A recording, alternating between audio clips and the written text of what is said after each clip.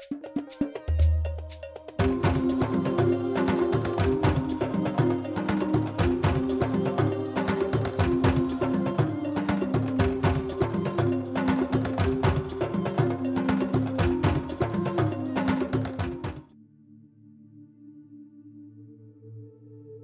voudrais vous inviter à vous abonner à cette page et à recruter d'autres gens qui vont s'abonner. Pour quelle raison? Parce que c'est une chaîne qui est consacrée à la dézombification du peuple noir. Vous savez, en ma qualité de théologien, d'historien et d'expert en management public, je décide de mettre toute mon énergie et toute l'équipe qui travaille avec moi décide aussi de mettre toute son énergie à la dézombification du peuple noir. L'émission s'appelle Lumière sur le monde. Eh bien, cette lumière, ce n'est pas moi. Cette lumière, c'est le travail que nous faisons ensemble. Lorsque tout à coup, on réalise qu'on nous a roulé dans la farine, on réalise qu'on nous a trompés pendant, n'est-ce pas, des siècles, et que tout à coup, nous prenons conscience de nos ressources, nous prenons conscience de notre identité, et ayant pris conscience de tout cela, nous prenons la décision de partager ce que nous sommes, ce que nous comprenons avec les autres. Donc, nous avons besoin d'avoir une masse critique d'hommes et de femmes noirs réveillés qui vont changer, n'est-ce pas, leur pays respectif pour la gloire de nos ancêtres. Nos ancêtres méritent cela. Ils se sont sacrifiés pour nous et c'est à nous aujourd'hui de prendre le relais. Comment on le fait? On le fait en se dézombifiant et en dézombifiant les autres. Je vous invite donc à liker ce qui se fait sur cette chaîne, à le sharer, à le partager avec les autres, à vous abonner et si vous l'avez fait déjà, à recruter d'autres qui vont s'abonner. On est ensemble, on garde le moral car tant que va le moral, tout va.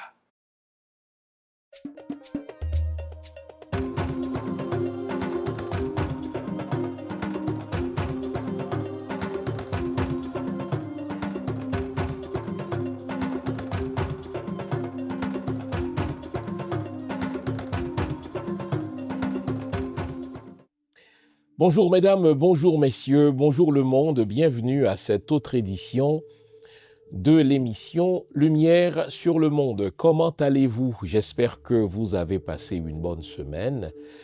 J'espère aussi que vous allez nous consacrer la prochaine heure à l'analyse de l'actualité politique haïtienne. Eh bien, si vous avez écouté un tout petit peu les nouvelles qui nous sont parvenues d'Haïti ou si vous vivez en Haïti, vous savez que ces derniers jours sont marqués par un seul thème, le chaos au sommet de l'État. On va expliquer de quoi il s'agit, mais ce qui fait mal et qui révèle la profondeur justement de notre mal, c'est que les gens qui sont au sommet de l'État ne sont même pas conscients de leur responsabilité dans ce chaos. Chacun agite son petit drapeau des Saliniens, chacun désormais se drape du souverainisme. Hein. Tout à coup, on se découvre souverainiste. Et on crie haro sur le baudet quand les étrangers disent qu'il ne faut pas faire ceci, qu'il ne faut pas faire cela, quand les étrangers utilisent, n'est-ce pas, le bâton, comme au bon vieux temps où on parlait de la diplomatie, de la carotte et du bâton, bien quand justement les diplomates étrangers utilisent le bâton pour ramener les politiciens à leur ordre à eux, non pas à un ordre nationaliste. Les politiciens haïtiens ne sont nationalistes que lorsqu'ils ne sont pas au pouvoir. Mais pour parvenir au pouvoir, ils marchent sur leurs convictions souverainistes. Et quand ils sont au pouvoir, aussi longtemps qu'ils veulent y rester, eh bien, ils oublient la souveraineté. Mais quand vient le moment de quitter, alors là, ils agitent le drapeau des Saliniens, ils redeviennent souverainistes.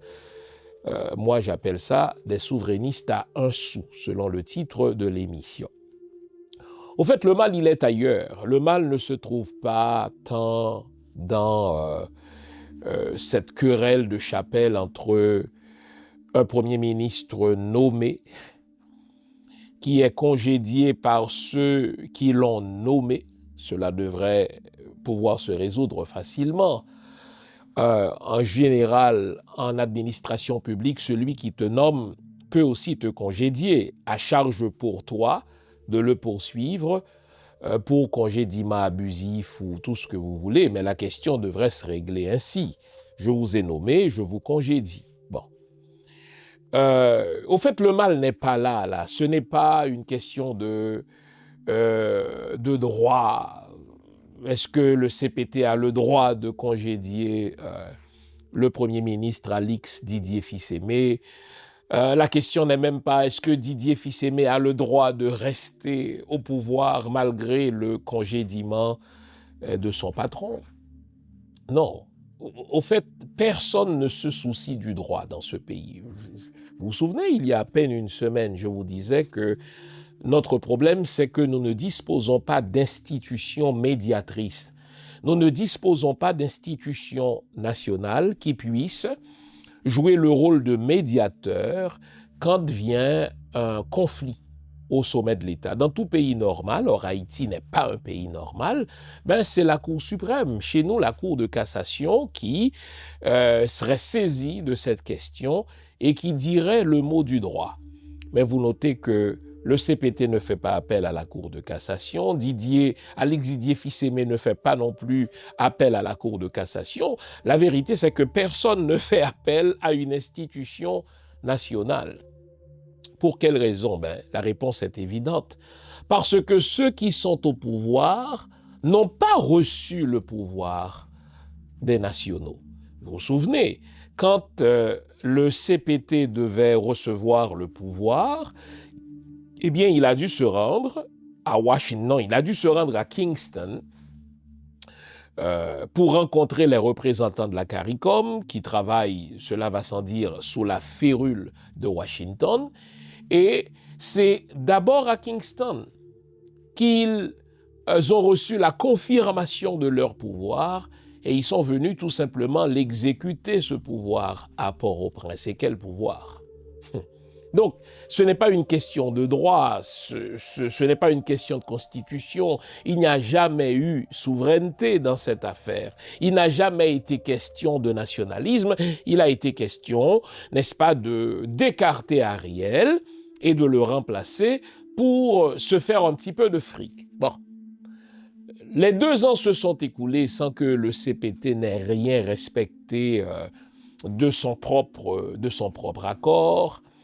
Il était question d'une conférence nationale, il n'y a pas eu de conférence nationale. Il était question de lancer les grands chantiers pour refonder la nation, rien de tel. Il était question de mettre sur pied une commission de contrôle d'action gouvernementale, rien de tel. Et là, le CPT se trouve coincé. Qu'est-ce qu'il faut qu'on fasse après le 7 février? Évidemment, tous les Haïtiens attendent le CPT au carrefour du 7 février. Ils ont essayé de rester, ils ont essayé de dire, écoutez, on ne peut pas laisser, avant d'avoir organisé des élections, et tout à coup, ils sortent un lapin de leur chapeau. Quel est ce lapin? Bon, ils vont congédier Didier Alix Fils-Aimé. Ils vont le remplacer par un ministre du cabinet actuel, donc le ministre des Finances, qui serait nommé pour 30 jours, comme si aucun premier ministre haïtien n'a jamais respecté une mandature, c'est-à-dire la durée d'un mandat. Et pendant ces 30 jours-là, il y aurait le même gouvernement qui liquiderait les affaires courantes et le CPT resterait sans titre officiel pour négocier avec la classe politique une formule pour une autre transition, ce que Leslie Voltaire appelle dans un langage de désinvolture à peine qualifiable, la deuxième mi-temps. C'est comme si là, c'est un jeu, on joue au foot, on a écarté Ariel qui a assez fait d'argent. Nous, pendant les 2 ans, on a fait de l'argent, on a fait pire qu'Ariel, sauf qu'il faut se succéder à soi-même. Comment on le fait? On nomme un ministre en fonction. Le ministre des Finances, on le nomme pour 30 jours, n'est-ce pas, ministre par intérim, premier ministre par intérim, en tout cas chef de gouvernement. Nous, les membres du CPT, on démissionne officiellement, mais on continue à négocier avec les membres de la classe politique haïtienne pour une formule qui va nous assurer deux choses. C'est ce que les membres du CPT ont voulu faire. La première chose, on veut s'assurer, n'est-ce pas, d'avoir une immunité. En fait, quand on dit immunité en Haïti, on veut dire tout simplement impunité. Comprenez? Les gens du CPT savent qu'ils ont détourné des fonds. Ils savent qu'ils sont corrompus. Ils savent qu'ils ont armé des gens pour nourrir, si vous voulez, la question de l'insécurité. Ils ne veulent pas être poursuivis. Ils ne veulent pas être frappés d'interdiction de laisser le territoire haïtien. Alors, ce qu'ils font, ils nomment un ministre qui deviendrait Premier ministre en remplacement de Alix Didier Fils-Aimé. Il se garde le beau rôle de négocier la question de la présidence avec les membres de la classe politique haïtienne et après un certain nombre de jours, il parviendrait à un compromis avec la classe politique haïtienne, compromis au terme duquel ils auraient nommé un nouveau Premier ministre et un président. Et il est à parier que le président, le nouveau Premier ministre qu'ils allaient nommer, allait sortir de leur rang. Le nom de Leslie Voltaire circulait et circule encore comme celui qui serait devenu président par intérim jusqu'aux prochaines élections et la classe politique haïtienne nommerait, n'est-ce pas, un Premier ministre et l'affaire aurait été réglée. Bon. Tout ceci allait se dérouler comme je viens de vous le dire. À ceci près cependant que les véritables patrons des politiciens haïtiens ne sont pas en Haïti. Les véritables patrons des politiciens haïtiens se trouvent à Washington. Et Alix Didier Fils-Aimé le comprend bien. Il se dit, même si j'ai été nommé en apparence par les membres du CPT, celui à qui je dois rendre compte, c'est à l'ambassadeur, du moins au chargé d'affaires des États-Unis, accrédité à Port-au-Prince. Donc, mon véritable patron, c'est le département d'État, représenté ici par le chargé d'affaires. Et lui, ce qu'il a fait, il a soigné ses rapports avec le chargé d'affaires des États-Unis à Port-au-Prince. Il a soigné, n'est-ce pas, ses relations avec l'ambassadeur du Canada à Port-au-Prince. À plusieurs reprises, moi-même, je sais que Didier Fils-Aimé s'est retrouvé très tard chez l'ambassadeur du Canada à Port-au-Prince. Là, on parle de 21h, on parle de 22h. Ils mangent ensemble, le chargé d'affaires, l'ambassadeur du Canada et Didier, si bien que entre eux, s'est développée une relation amicale. Et donc, l'ambassadeur du Canada à Port-au-Prince, ainsi que le chargé d'affaires des États-Unis à Port-au-Prince, ont décidé de prendre fait et cause pour Alix Didier Fils-Aimé. Vous dites, ah ouais, mais ça ne respecte pas ça ne respecte pas les règles internationales, ça ne respecte pas, si vous voulez, les conventions, les traités qui régulent le comportement d'un diplomate accrédité dans un pays étranger. Mais depuis quand se préoccupait-on de respecter les traités, de respecter les conventions internationales quand il s'agissait d'Haïti? Depuis quand, dites-moi?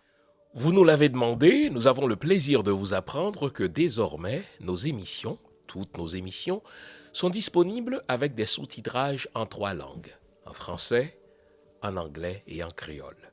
Nous sommes conscients que l'émission Lumière sur le monde est devenue une véritable plateforme familiale autour de laquelle des parents et des enfants se réunissent pour s'informer de ce qui se fait en Haïti, en Afrique ou ailleurs dans le monde.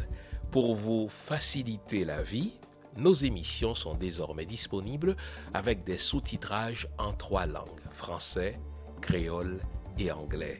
Nous progressons avec vous, nous marchons avec vous, de manière à relever nos communautés et nos peuples. Nouveau, toutes nos émissions sont disponibles avec des sous-titrages en français, en anglais et en créole. Alors, il ne s'agit pas d'agiter la Convention de Vienne. Il ne s'agit pas de se poser la question de la légalité de ce qui se fait. Rien de ce qui se fait en Haïti n'est légal. Le CPT n'est pas prévu par la Constitution. Le CPT fonctionne en dehors des normes constitutionnelles.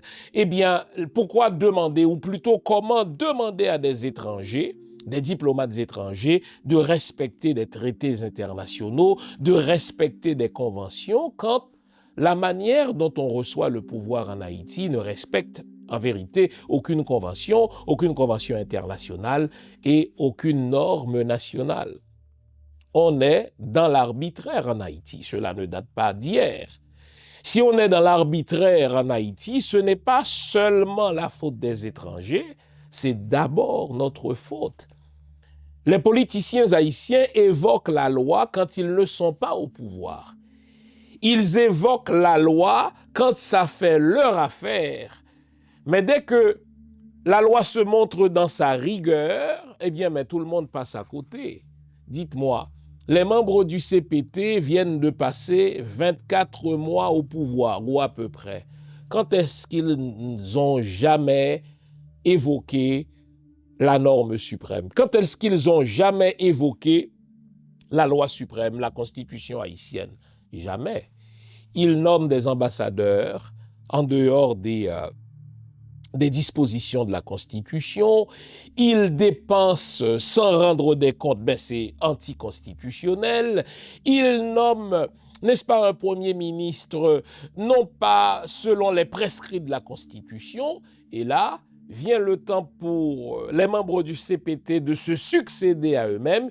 Ils ont voulu écarter Alix Didier Fils-Aimé pour nommer un ministre en fonction, Premier ministre par intérim, se donner du temps pour négocier une sortie de crise de manière à relancer la même transition avec le titre infamant de deuxième mi-temps, comme s'il s'agissait d'un simple match de foot.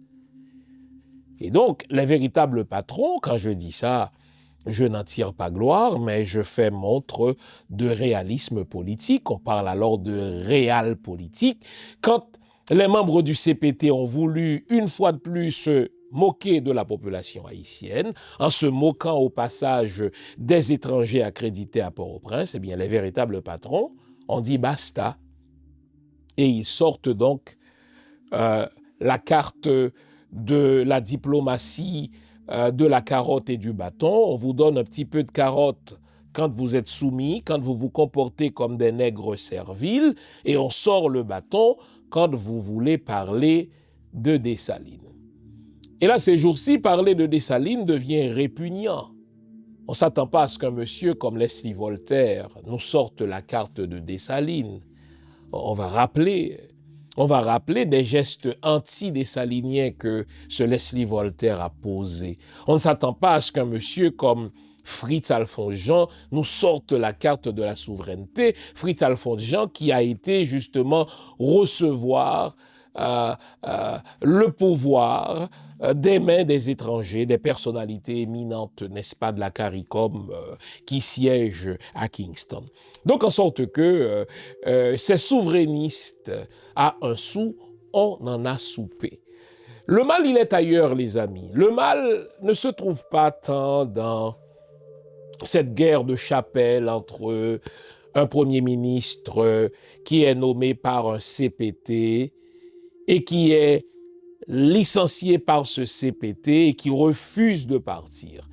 S'il s'agissait d'une question de droit, mais la messe aurait été dite pour Didier Fils-Aimé. Tous ceux qui ont suivi ne serait-ce qu'un seul petit cours en droit public, en droit administratif public, tous ceux qui ont suivi ne serait-ce qu'un tout petit cours en public management savent qu'en général, dans l'administration publique, celui qui te nomme a aussi le pouvoir, il a aussi l'autorité, il a aussi la compétence, il a aussi la qualité, pour reprendre tout ce vocabulaire juridique, de te congédier, à charge pour toi de le poursuivre pour congédiement abusif ou pour congédiement illégal. Donc s'il s'agissait d'une question de droit, le CPT aurait la qualité, aurait la compétence, aurait l'autorité et le droit de congédier le Premier ministre. Mais Alix Didier Fils-Aimé sait qu'il ne s'agit point de droit, qu'il s'agit de l'effectivité de l'État. Hein?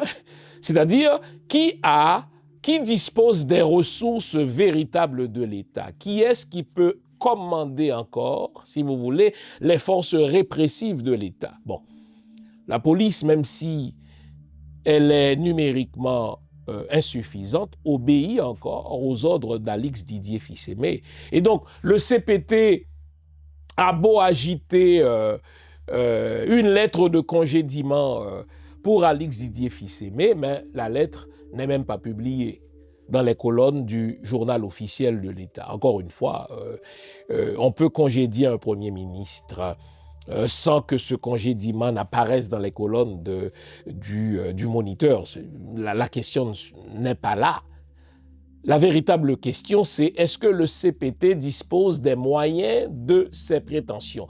Est-ce que le CPT peut faire montre de l'effectivité de l'État, comme on dit en droit constitutionnel ou en droit international public? Mais non, le CPT ne peut pas dans les faits, faire atterrir le congédiement du Premier ministre parce que le chef de la police, par raison, n'obéit pas au CPT. Le chef de la police obéit au Premier ministre. Donc on se retrouve avec un État qui ne fonctionne pas. Ça, on l'a toujours su. On se retrouve avec des dirigeants qui ne dirigent rien, mais qui peuvent plonger les mains dans la caisse de l'État pour s'assurer d'échapper pendant de longues années à la fameuse précarité existentielle dont je vous ai parlé la semaine dernière. Le mal, il est ailleurs, encore une fois. Le mal ne se trouve pas dans la lettre de la loi. Rien ne se fait selon la loi en Haïti. Le mal ne se trouve pas dans le non-respect des normes. La vérité, c'est qu'il n'y a pas de normes en Haïti, sinon que la loi de la jungle, la loi du plus fort. Eh bien, le mal, il est précisément dans l'inconscience de nos dirigeants. J'ai eu le malheur, car j'étais très malheureux en l'écoutant, d'écouter Leslie Voltaire dresser le bilan du CPT, le bilan de ces 24 mois du CPT. Et là, il a dit, écoutez, nous sommes la structure à avoir publié plus de décrets. Ah bon? Nous sommes la structure à avoir publié un décret électoral. Ah bon? Nous sommes la structure à avoir voté un budget pour nous assurer de fournir à la police et à l'armée des moyens pour combattre les gangs. Ah bon? Nous sommes la structure, n'est-ce pas, qui a géré paisiblement le pays. Ah bon? Si on prend le temps d'analyser le discours, d'abord c'est un discours tellement insultant pour l'intelligence.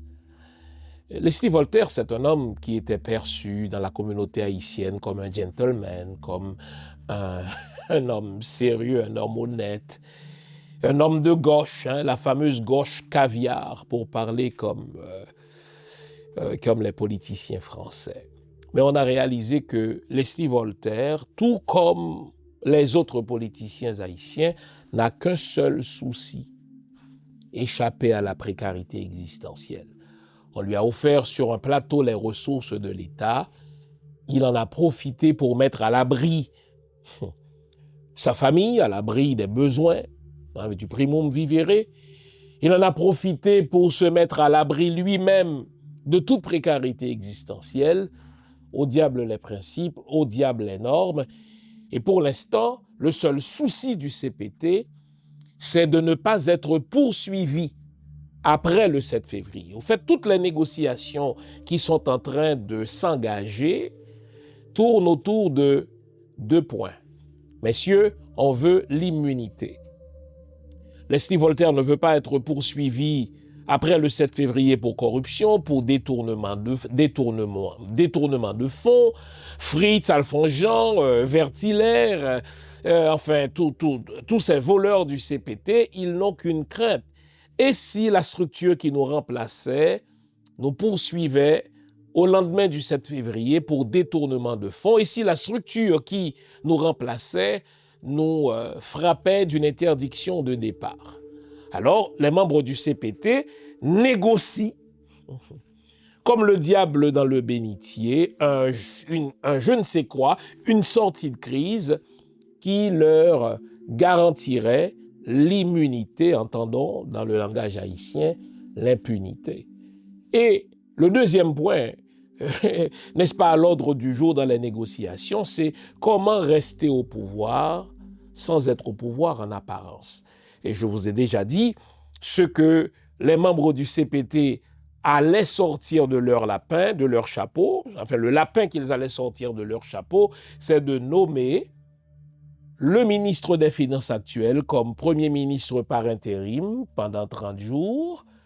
Cela leur donnerait à eux, les membres du CPT, toute la latitude pour négocier la présidence avec les membres de l'opposition. Leslie Voltaire serait revenu comme président du pays jusqu'à l'organisation des élections. Donc, il assurerait ainsi l'impunité et la protection, l'immunité donc aux autres membres du CPT et à lui-même au passage.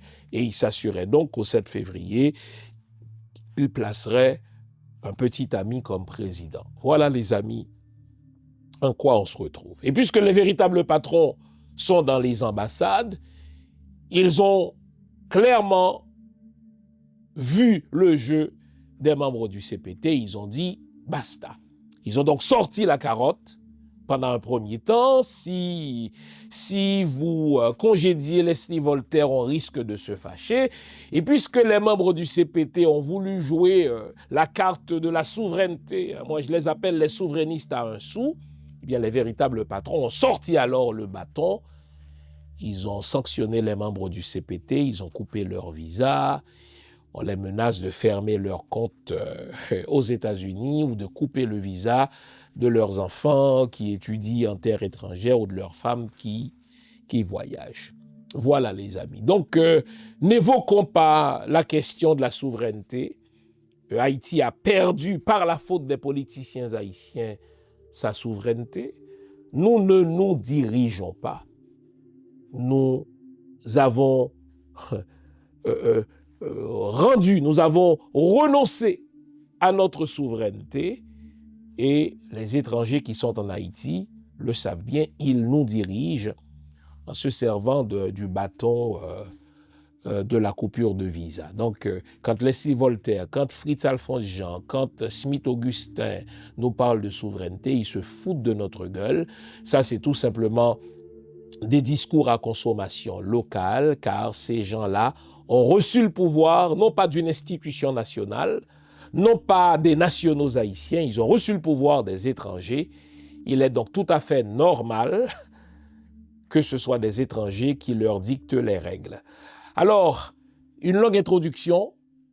Je vous invite à vous offrir une tasse de thé, une tasse de café, une tasse de chocolat chaud, bref, tout ce qui est de nature à nous garder éveillés, car aujourd'hui encore, nous allons nous dire les vraies affaires. À tout à l'heure, les amis. Nouveau, bonne nouvelle, toutes les émissions Lumière sur le Monde se trouvent désormais en mode podcast. Cela veut dire que vous pouvez continuer à vaquer à vos occupations tandis que vous nous écoutez. Où que vous soyez, dans votre voiture, à l'épicerie, au travail, en faisant vos courses ou à la maison. Toutes les émissions Lumière sur le Monde en français et en créole sont en mode podcast.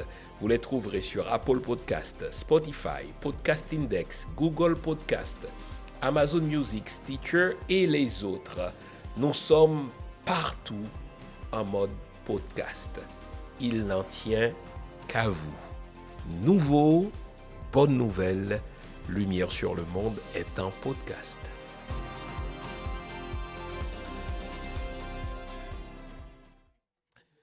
Alors on vient de le voir, il ne faut pas s'énerver avec des questions de souveraineté, les amis.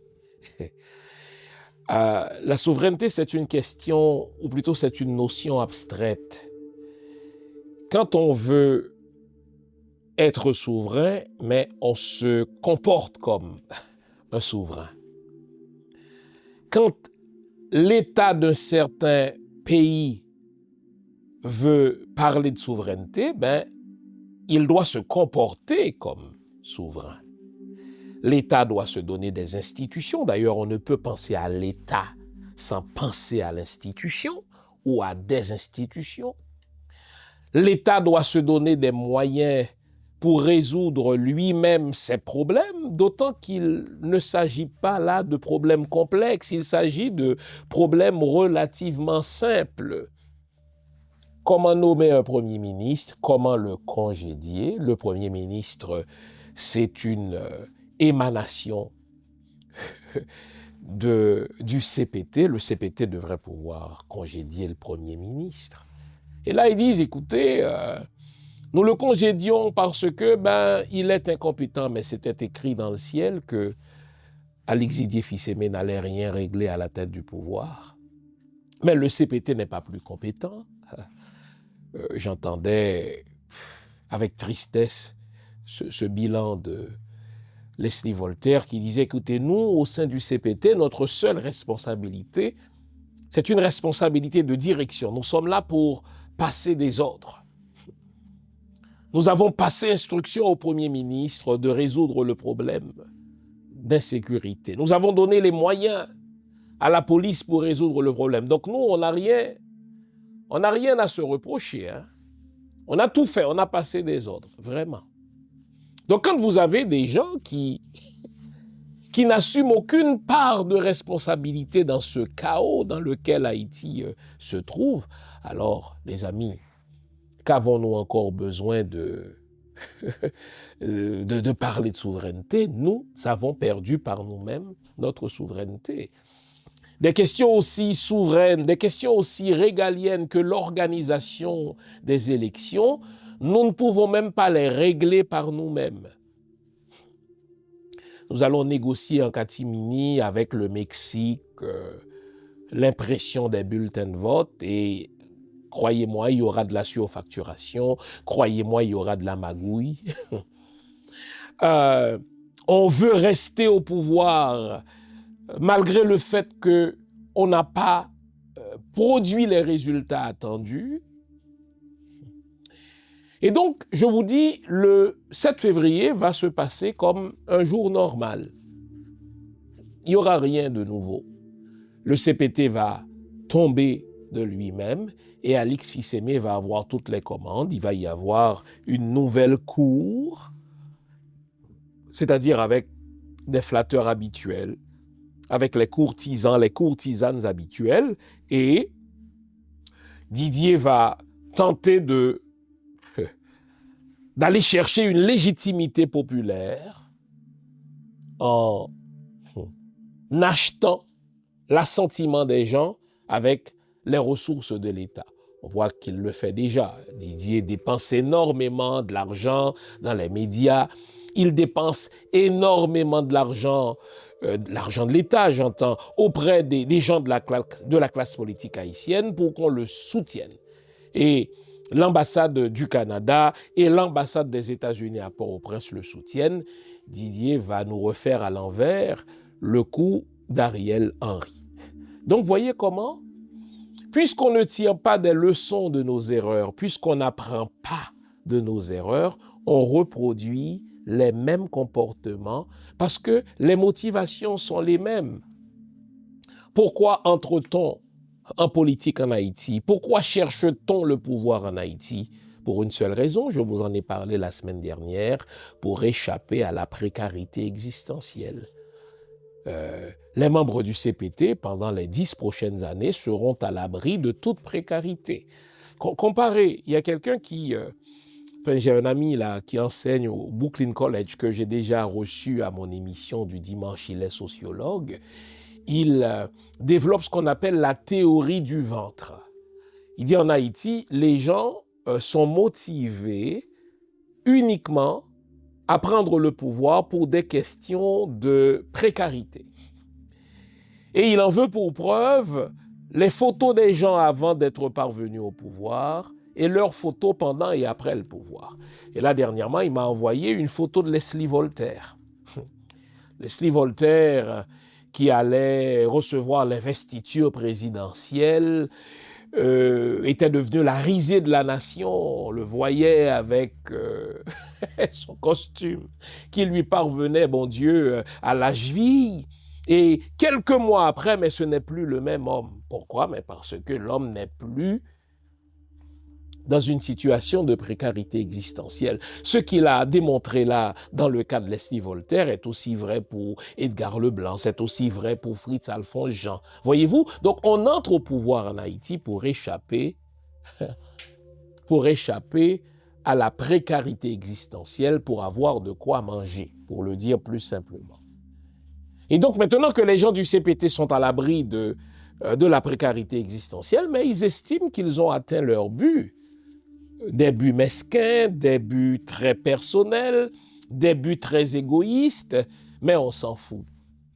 Et là, ce qu'il y a de plus triste, les amis, c'est que peu importe la formule qui va être retenue après le 7 février 2026, peu importe les visages qu'on va retrouver dans les avenues du pouvoir, les motivations resteront les mêmes. J'étais, et je le suis encore, très impliqué dans des groupes de réflexion qui cherchent à obtenir une bonne formule pour une transition véritable. La question, ce n'est même pas tant une formule, la question, c'est à qui confier ce pouvoir pour qu'on ne retombe pas dans les mêmes pièges, dans les mêmes travers. Bon. Quand vous avez des gens qui veulent s'enrichir vite, parce que le temps des transitions, c'est le temps où on ne rend pas compte. Quand vous avez des gens dont la seule motivation, c'est d'entrer dans l'histoire pour dire, écoutez, moi j'ai été Premier ministre, moi j'ai été ministre des Finances, ministre de l'Éducation, mais sans aucun désir de jeter de nouvelles bases pour un nouveau pays, mais on peut vivre autant de 7 février que l'on veut, les choses ne changeront pas. Puisque mon rôle, c'est, en plus d'analyser, de quand même faire des propositions, je ne peux pas me contenter de dire, écoutez, regardez, voici pourquoi ils ont échoué. On a vu ça pendant 2 semaines. On a analysé en long et en large les raisons pour lesquelles le CPT a échoué. On l'a fait ici, à cette émission du dimanche. On l'a fait avec un psychologue à notre émission du mercredi. On l'a fait pendant 2 semaines d'affilée. Maintenant, il faut faire une proposition. On n'a pas le choix. Quand on finit de poser un diagnostic, même s'il est un diagnostic cru, même s'il est un diagnostic décourageant, il faut faire des recommandations. Eh bien, pour qu'une transition réussisse en Haïti, il faudrait qu'elle soit gérée ou gouvernée par des technocrates. C'est-à-dire des gens qui ne soient pas de la classe politique haïtienne, des gens qui n'arrivent pas avec ce logiciel-là. Quel est ce logiciel des politiciens haïtiens? On prend le pouvoir, on détourne des fonds publics pour être à l'abri de la précarité existentielle, on place au pouvoir quelques amis de la classe politique parce que eux aussi vont être au pouvoir. Si on ne les traite pas bien, ils vont nous maltraiter après. Donc, autant nous assurer de bien les traiter, autant nous assurer de leur faire un clin d'œil favorable pour qu'eux aussi, à leur tour, puissent bien nous traiter. Alors là, on embarque dans un cycle éternel de corruption, de détournement de fonds, de népotisme, de clientélisme. On l'a vu, le CPT a fait pire qu'Ariel Henry en matière de nomination dans les représentations diplomatiques. Le CPT a fait pire qu'Henry en matière d'utilisation des ressources publiques sans rendre des comptes. Mais où trouver, les amis, ces technocrates? J'ose espérer que sur les 12 millions d'Haïtiens qui vivent en Haïti, il y a un faible reste qui ne soit pas motivé par des questions de riz et de pois et de viande. Les questions de primum vivere, j'ose espérer. Bon, ne me parlez pas de personnalité éminente. Le CPT est infesté. Le verbe ici, il est voulu, il est choisi à dessein. Le CPT est infesté de personnalités éminentes. Non. Ce ne sont pas des personnalités éminentes qui manquent en Haïti. On a des personnalités éminentes qui ont faim, on a des personnalités éminentes dont le logiciel demeure celui de se servir plutôt que de servir la cause. J'ose espérer que parmi les 12 millions d'Haïtiens qui vivent en Haïti et parmi les 2 millions d'Haïtiens qui vivent en terre étrangère, j'ose espérer qu'il y a des gens dont la seule motivation serait de voir fonctionner ce pays, dont la seule motivation serait d'améliorer le sort de la population haïtienne, dont la seule motivation serait de doter ce pays d'institutions fiables et stables. Car en vérité, les amis, c'est notre plus grand problème. Dans tout pays normal, la Cour de cassation réglerait cette guerre de chapelle entre le CPT et le Premier ministre par un arrêt auquel tout le monde se serait soumis. Dans tout pays normal, cette vacance qui s'en vient au lendemain du 7 février serait réglée par des institutions auxquelles on accepterait de se soumettre. Mais personne ne s'est soucié de fortifier, de solidifier les institutions en Haïti. On les utilise comme du papier. On s'en sert quand ça fait notre affaire, et quand ça ne fait plus notre affaire, mais on les balance ailleurs, et puis on remet sur pied une nouvelle institution, comme si le problème c'était un manque d'institutions. Nous ne sommes pas intéressés à avoir des institutions. Sur papier, c'est le plus beau pays du monde. Nous avons la Cour de cassation, nous avons la Cour supérieure des comptes, nous avons le Conseil supérieur de la police nationale. Mais tout le monde s'en fout. D'où mon vœu que cette transition, entendons transition, le fait de passer d'un point A au point B. À date, nous n'avons pas de transition, nous n'avons que des gouvernements intérimaires, nous n'avons que des gouvernements éphémères qui se succèdent les uns aux autres. Mon vœu, c'est qu'il y ait une vraie transition qui soit gérée par des technocrates. Des gens qui disent, écoutez, il nous faut telle institution, et cette institution-là doit fonctionner envers et contre tous. Il nous faut en finir avec l'impunité. Pour cela, nous allons poursuivre. Ah oui, lancer des procès, faire une enquête, des audits sur la gestion du CPT et les poursuivre. Aussi longtemps que ceux qui détournent des fonds publics, aussi longtemps que ceux qui réclament le pouvoir public sans produire des résultats ne sont pas punis, la machine à produire des politiciens futiles, des politiciens corrompus et corrupteurs ne s'arrêtera pas. Si on veut arrêter cette machine à produire des politiciens corrompus, il faut rompre tout de suite. Il faut divorcer tout de suite d'avec cette habitude du laisser-faire, du laisser-grainer, pour parler comme Pétion. Non. On a vu ces gens du CPT se battre dans la rue pendant 2 ans pour réclamer le départ d'Ariel. Ils parviennent au pouvoir, ils font pire qu'Ariel. Et ils se disent, nous, notre travail, c'était un travail de direction. Nous avons passé des ordres, les autres n'ont pas été suivis, et nous allons nous arranger pour nous succéder à nous-mêmes, de manière à n'être pas poursuivis. C'est trop facile, les amis. Les dirigeants haïtiens sont trop confortables. Ils sont trop confortables dans l'impunité, ils sont trop confortables dans l'arbitraire. Il faut casser ce cycle. Mais quand on veut casser un cycle, on ne le fait pas avec ceux qui sont responsables du problème. Quand on veut casser un cycle, on ne le fait pas avec ceux qui sont à l'intérieur du cycle, non. Vous le faites avec des outsiders, des gens qui sont pétris de valeurs d'administration publique, des gens qui sont pétris, n'est-ce pas, des principes supérieurs de la bonne gestion, de la bonne gouvernance, des gens qui sont pétris par le principe de la gestion par résultat, et des gens qui n'ont pas d'amis dans ce pays. Vous savez, Haïti, c'est une république de camarades. Les gens disent d'Haïti, ah mais vous savez, c'est comme des spaghettis. Vous tirez un fil de spaghettis et c'est tout le plat que vous tirez. Mais bon. Donc l'amitié en Haïti devient un problème. Je suis au pouvoir, mais j'ai tellement d'amis à aider, j'ai tellement d'amis à placer, j'ai tellement d'amis à caser dans l'administration publique que finalement,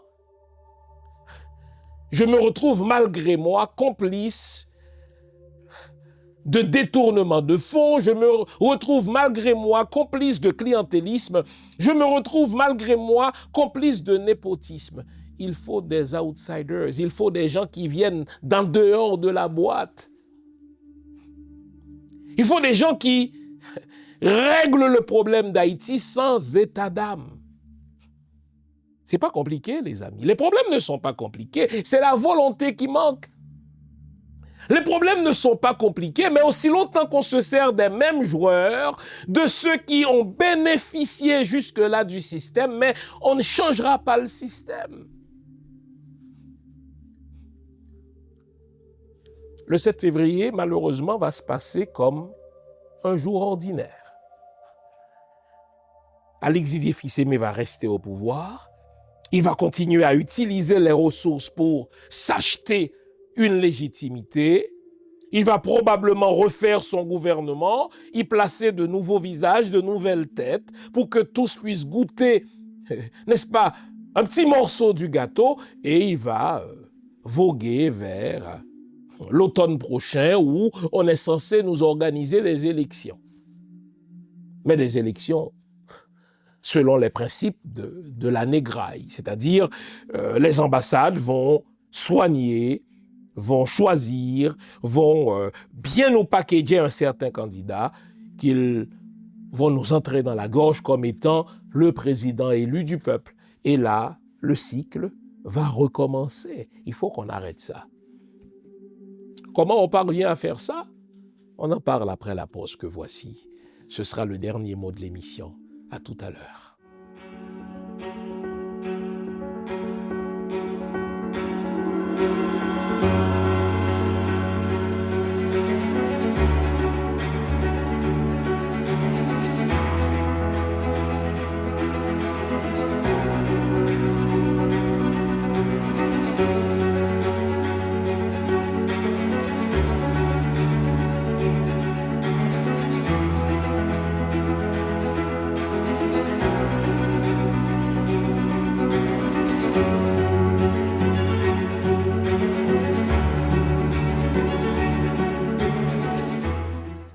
Avant la pause, on s'était dit que si l'on veut avoir une transition qui réussisse, il faut que cette transition soit gérée par des technocrates, c'est-à-dire des gens qui viennent et qui appliquent une techné, qui appliquent une technique. La technique de la gestion par résultat, la technique de la solidification des institutions, la bonne gouvernance, une gouvernance qui place les institutions au-delà des gens, une gouvernance qui rend des comptes, une gouvernance dans laquelle, oui, il y a l'exécutif, mais une gouvernance dans laquelle il y a une commission de contrôle de l'action de l'exécutif. Une transition dans laquelle on redonne toute son autorité au pouvoir judiciaire. Une transition dans laquelle on lance les chantiers d'une nouvelle nation afin qu'au moment des élections que je souhaite lointains, on puisse avoir des élus redevables aux électeurs, on puisse avoir une chambre législative qui passe des lois en toute indépendance pour le bien de la population, on puisse avoir un gouvernement qui fonctionne selon des normes. On ne peut pas, les amis, vous m'avez vu, on ne peut pas envisager des élections sans cela. Toute personne qui voudra, au nom de la démocratie, qu'on aille en élection dans dans cette situation-là, dans ce contexte-là, toute personne qui voudra cela ne comprend rien à rien, ou alors cette personne-là est de mauvaise foi. Si on va en élection là demain matin, on va avoir qui? Moïse Jean-Charles, on va avoir qui? Rod Joseph, on va avoir qui? Nommez-les. Nommez-les. Des gens qui attendent leur tour pour faire dans la corruption, des gens qui attendent leur tour pour faire dans du népotisme, des gens qui attendent leur tour pour faire dans le clientélisme. Mais vous me dites, dans ce cas-là, Alexis Didier Fils-Aimé peut rester? Non, non, il ne peut pas rester. Il ne devrait pas rester.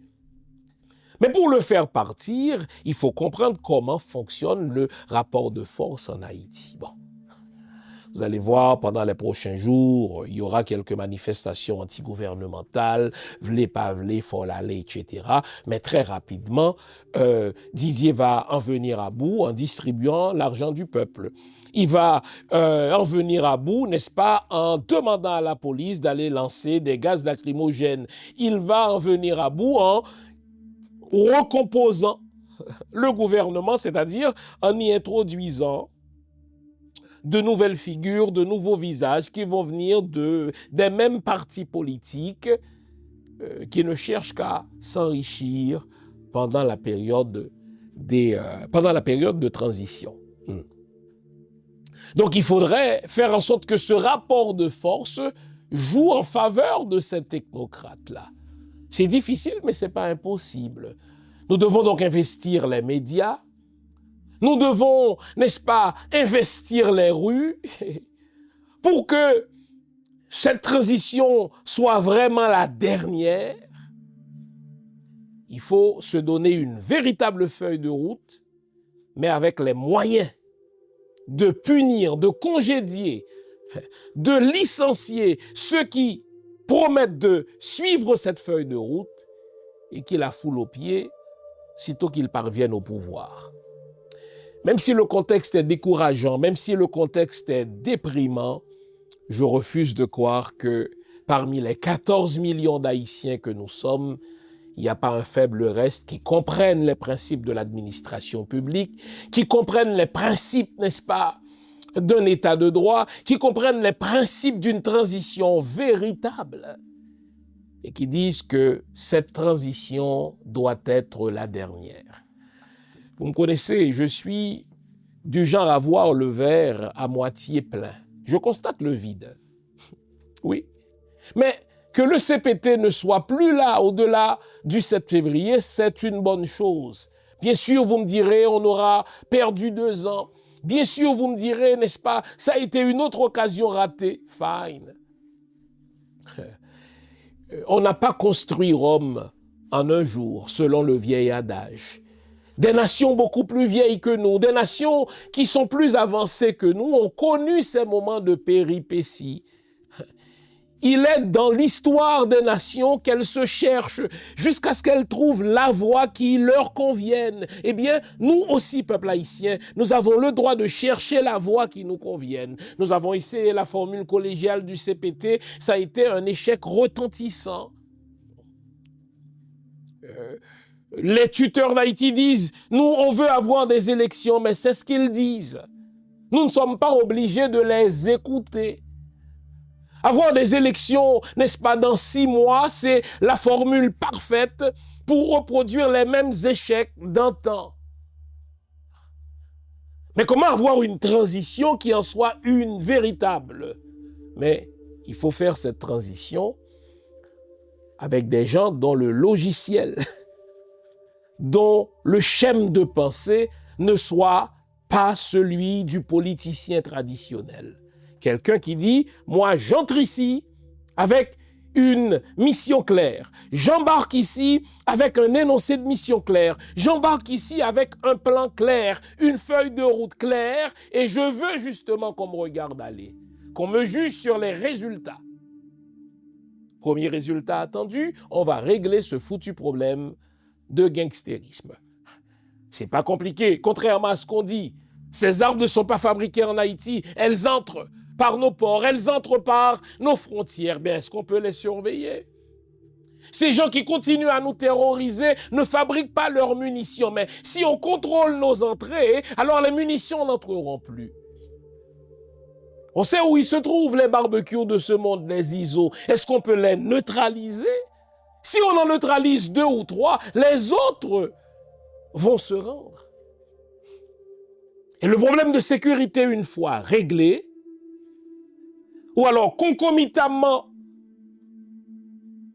à la gestion du problème d'insécurité, on va lancer les chantiers fondateurs pour une nouvelle Haïti. Ne tombons pas dans le piège d'organiser des élections à la va-vite sous prétexte que, écoutez, il faut des gens qui ont la légitimité populaire pour diriger le pays.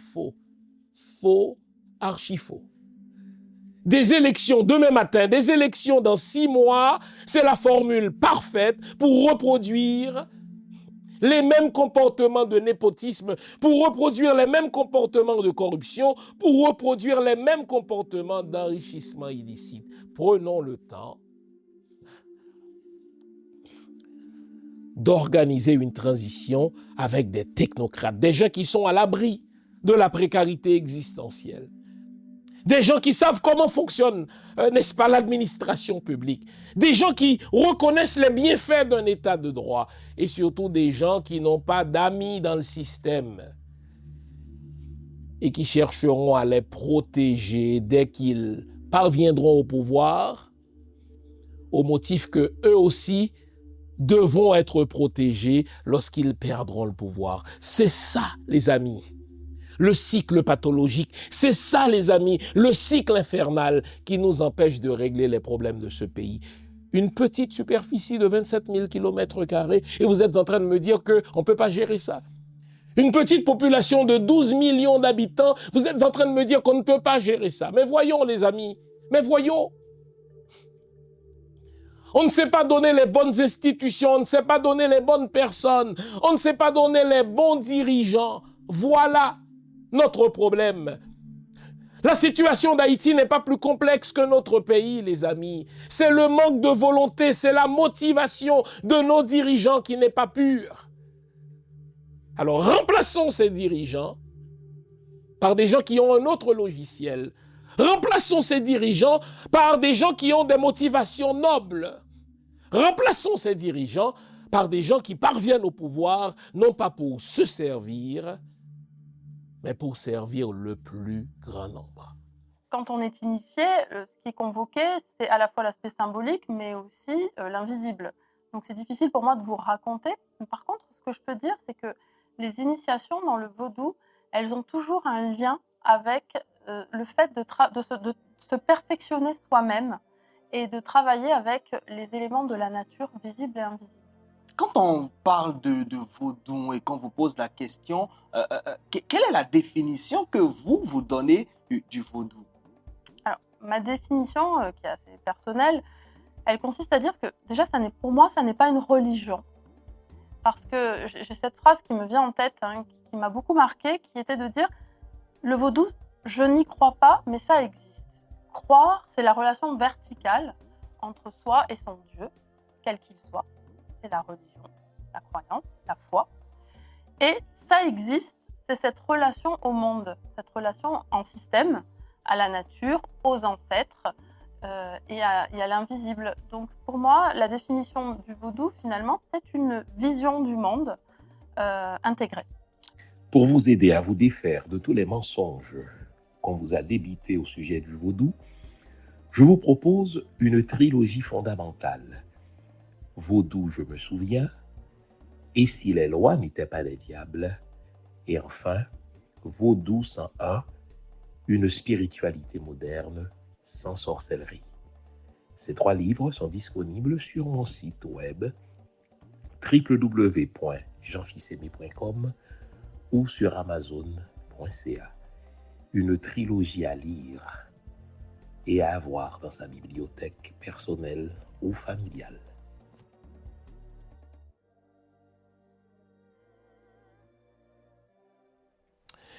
Je vais y aller avec 3 recommandations.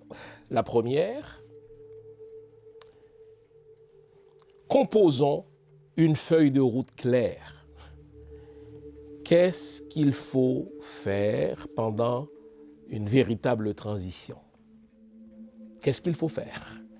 Comment il faut le faire? À l'intérieur de quel calendrier il faut le faire?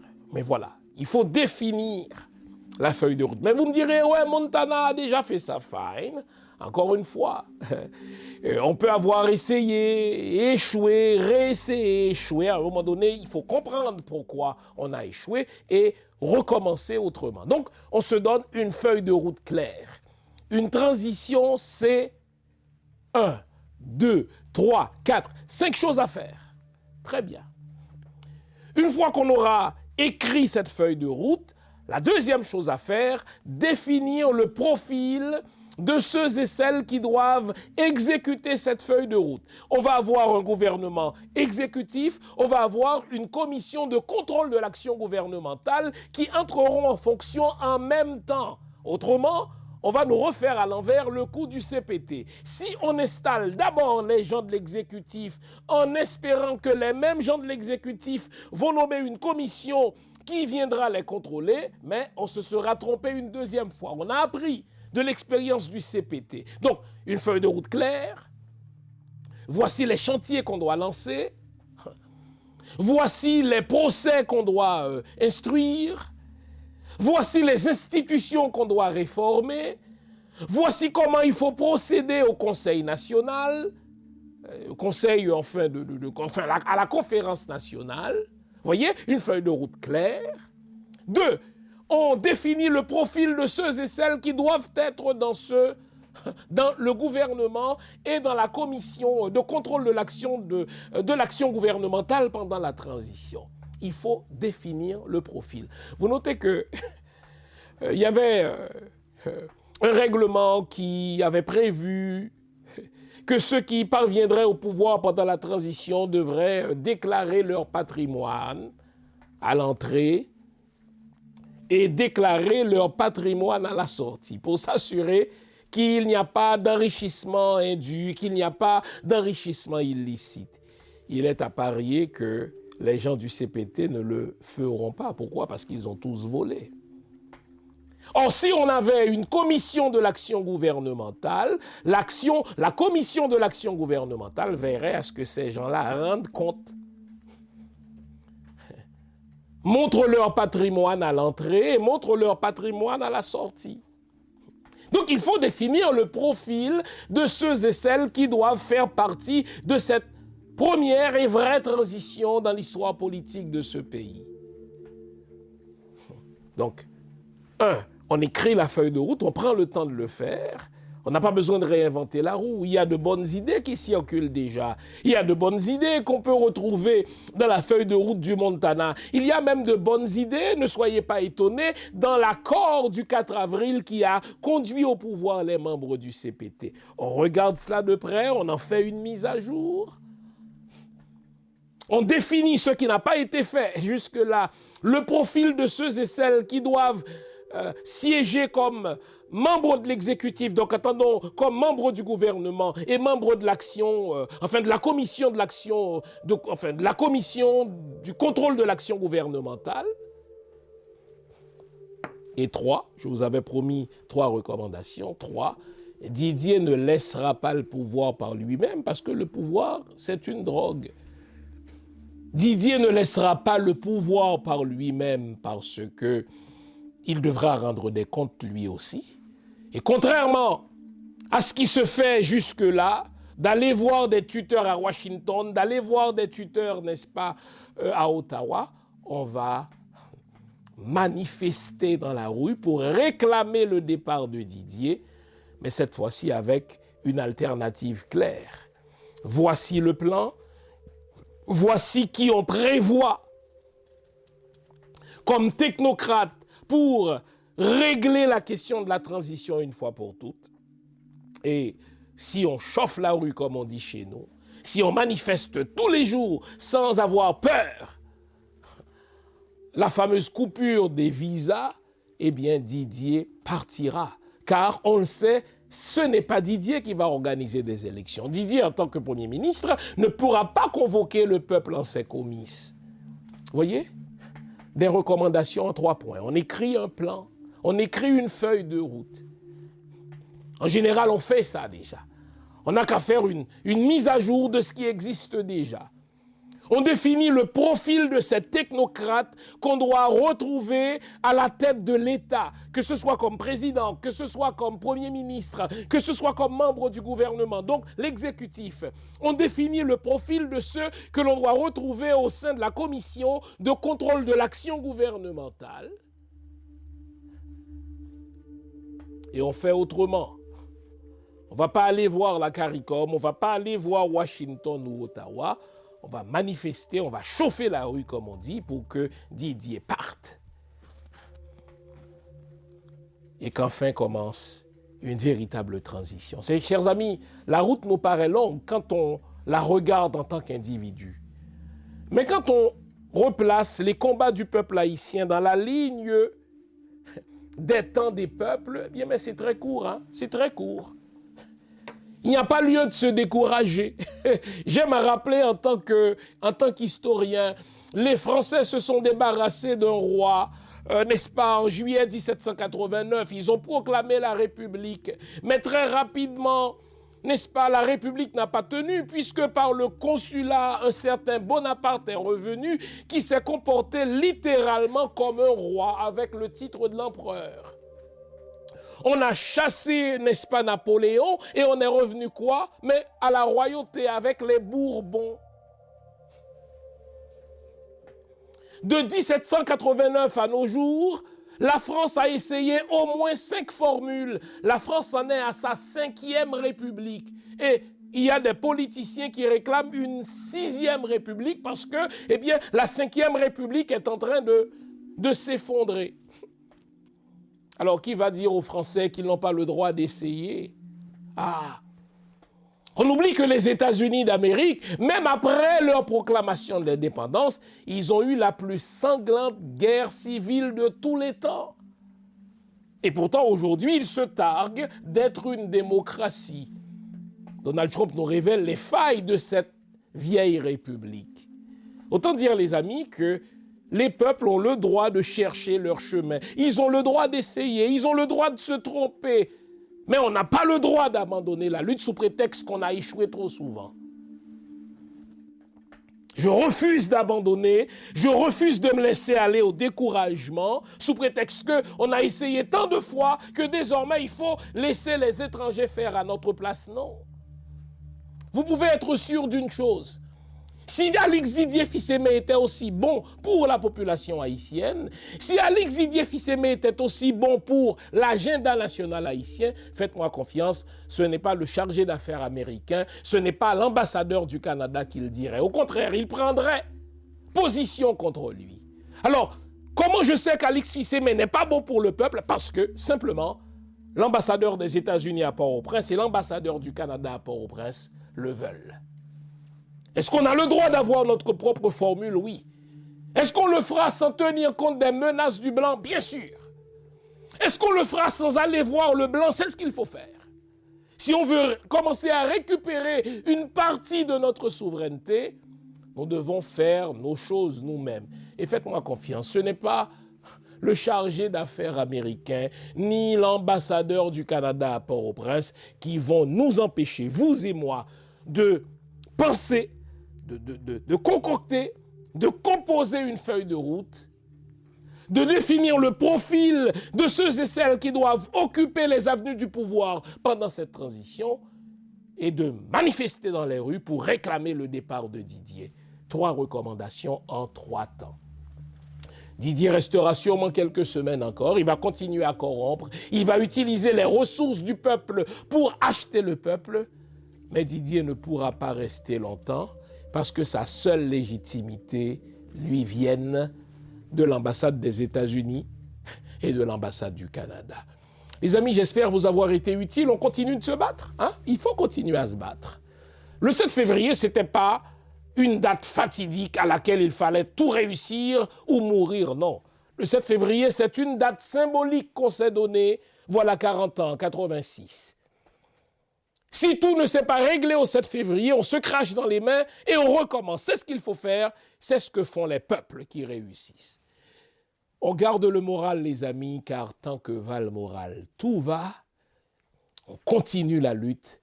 Vive le peuple haïtien. Vive Haïti. Allez, au revoir.